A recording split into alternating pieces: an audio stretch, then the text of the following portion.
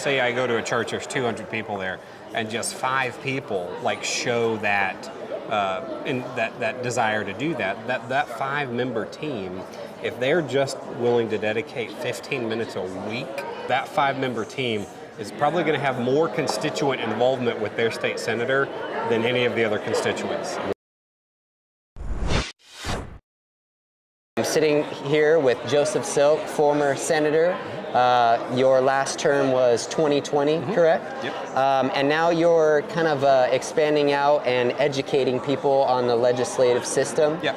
Can you kind of tell us a little bit about that? Yeah, so during my time in the Senate, so I spent 6 years in the Senate, ran abolition legislation 5 of those years, and it didn't go anywhere, even in a conservative pro-life state like Oklahoma.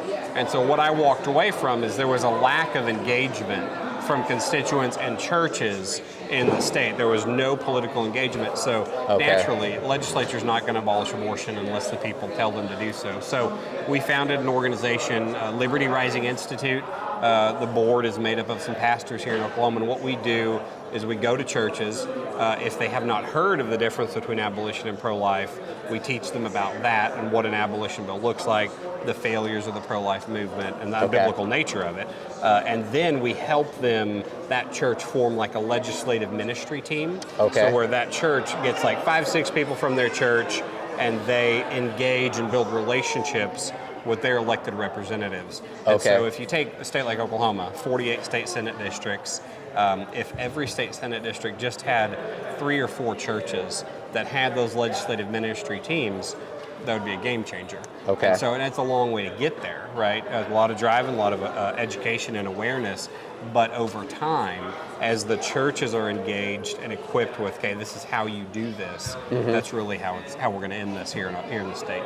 So you think just you could have 5 members from a church commit to being proactive, communicating with their local legislators, and that would be consistent enough to kind of show them that there's support for them? Yeah, absolutely. So, I mean, if you take, say I go to a church, there's 200 people there, and just 5 people like show that that desire to do that, that 5-member team, if they're just willing to dedicate 15 minutes a week and maybe a couple hours a month to building a relationship with their legislature, and we show them how to do it, that right there, that 5-member team is probably going to have more constituent involvement with their state senator than any of the other constituents, because there's no engagement. So just a handful of people, just a little bit of time is really all it takes. That's awesome. Yeah, that's great to hear. And I know that's something we're trying to do in Utah more regularly. Chris has been very involved in that. I'm trying to get more involved there. So where can people go? Because are you going outside of Oklahoma to help people as well? Yeah, we are. So we've been to Maryland, Arizona, Arkansas. We're going to Kansas. So Liberty Rising, primarily we work in Oklahoma. That's where we have started.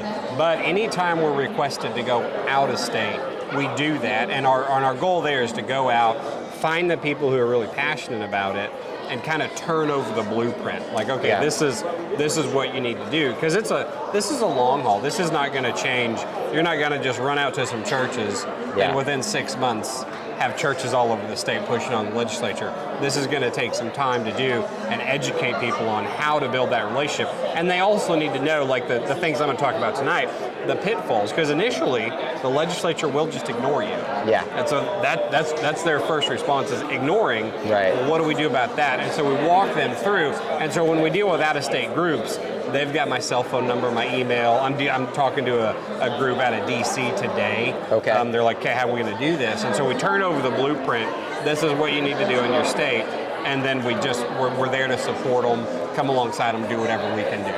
Awesome. So the focus is building relationships with their local legislators, getting to know them, and kind of staying on top of it. Yeah, and that's what it is. It's all about a relationship. It's all about, and consistency is huge. So most people have not talked to their state legislator. Most people don't even know who they are. Which is normal. That's what we need to change, right? So you have to find out who they are. That initial meeting, so many people are like, I don't know how to, like, say there's 3 of us from our church. what's this meeting going to look like? It's just introductory. That's what I tell people. Yeah. Hey, you're just saying, this is who I am, this is my occupation, this is my family, who are you, what got you into politics, and then at the end of the meeting, you just leave them some abolition information. Be like, hey, we're really passionate about the difference between pro-life and abolition, very passionate about ending abortion. Will you look over this? And then you end the meeting. So that's the initial meeting, but then it goes to consistency. So some people have asked, what's the best way to communicate with our legislator?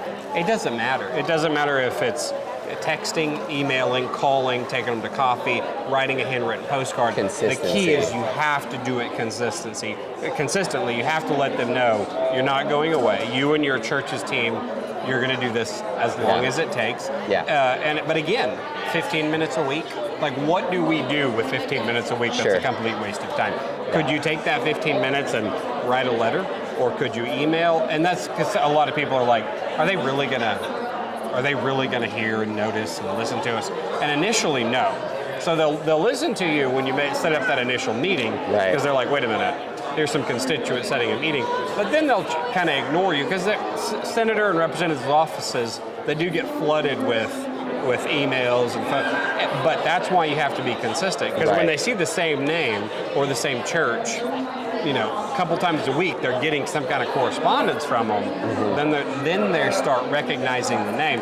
So the goal over say a 3 or 4 month period, your state senator and your state representative should know you by first name. And it's not it doesn't come with a negative connotation. It's like, okay, this guy is out and about in the district. He's very passionate, very educated. Because so many people don't understand the power that they wield as a voter, as an active voter. And story after story I have about one constituent swaying a senator's vote. Or sitting on the Senate floor and watching senators count up their emails for or against the bill. This happened one time, and I was like, are you counting emails? And the state senator from northeastern Oklahoma was like, yep. And he's like, it looks like it's 8 for it and 12 against it, so I'm not voting for it. And he voted no. And I'm like a lot of people don't think that happens, but it really does. So do you think that group of 5, do they need to be in the same district, or can they be in separate districts? Or are they committing to one senator or one House representative? Yeah, so the way that will work is, it is true that if you're not a voter in this state senator's district, he doesn't really care to hear what you have to say. But a lot of times, especially in metro areas, like say around Salt Lake or Oklahoma City, you may have a church so we have a church in Muskogee, Oklahoma. That church members are represented by 5 different legislators, right? But they all go to church, it's all close, and so if there's any kind of ties into those people's districts. So if you came to me and said, hey, I'm not a voter in your district, but I go to church, my church is in your district.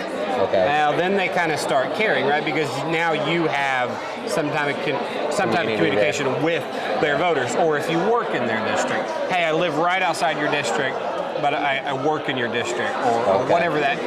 Or your family lives in their district. If there's any kind of ties to it, that makes a huge difference. But that church may go after multiple senators and multiple representatives as a team, right? And that's completely acceptable. So there is kind of a focus, multiple people maybe reaching out to one or a few senators, but you would say kind of focus that in on, like, find a target that's in that district. Exactly. And another thing you can do as a church is if you have a church, say you got 50 members in your church, well, get and it takes just a little bit of homework, like maybe an hour. Get all of their addresses. Go to the state senator, that state house website. Plug in all the addresses. And then you have a spreadsheet of all of the representatives and senators that represent your church. Right. So then those elected officials can be your target, because your church has members from all their districts. That's good. And maybe you can see where most people are kind of falling in and choose those people. Very true. Well, that's great. So where can people go to get more information on the ministry and what y'all are doing? So they can go to liberty-rising.org. That's our website. It kind of has our mission statement up there, what we're doing, and then my cell phone's on there, my email. Okay. So as up in Utah, as you guys expand this, they can call me, they can email me, we can talk over the phone, via text, whatever it may be. Okay. If you guys have an event in Utah, let me know and we'll come up. Yeah. And what we do with Liberty Rising is, again, we take a church or a group who doesn't have a whole lot of legislative experience, because let's be honest, that's not what we've been doing, right? Right. And we walk them through from, okay, this is what the initial meeting looks like, all the way into this is going to be their response. Sure. And it's kind of phases. They're going to ignore you, then they're going to placate, and what your counter response is to that. So we walk them through that whole process. I love it. Yep. Okay. Well, I appreciate Perfect. that, and I'm interested because we got a new church plant, so Yeah, we're that'll going to be need perfect. that. Awesome, man. Well, thank you very much. Yes, thank you. Yeah. 60 million murdered in our country, that's a scary count. Wombs become a death camp, trash can a burial. American Holocaust, more than all the soldiers lost in every single war. It's an era marked in gold. The innocent